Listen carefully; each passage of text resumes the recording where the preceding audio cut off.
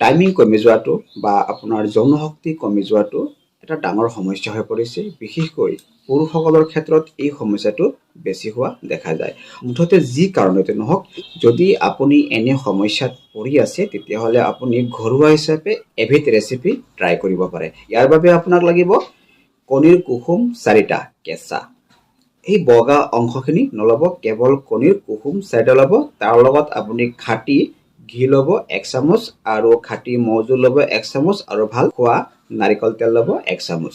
এই 4টা বস্তু একেলগত আপুনি ভালকে মিলাই দিয়াৰ লগে লগে এটা সোৱাদযুক্ত ৰেচিপি হৈ পৰিব। আপুনি এই ৰেচিপিটো সপ্তাহত 3 দিন খাব লাগিব। এনেকৈ আপুনি কেইসপ্তাহমান ব্যৱহাৰ কৰাৰ লগে লগে আপোনাৰ যিটো শীঘ্ৰ পতনৰ সমস্যা সেইটো খুব সোনকালে নাইকিয়া হৈ যাব আৰু আপুনি ষ্ট্ৰংলি আপোনাৰ যৌন তৃপ্তি ল'বলৈ সক্ষম হ'ব। ধন্যবাদ।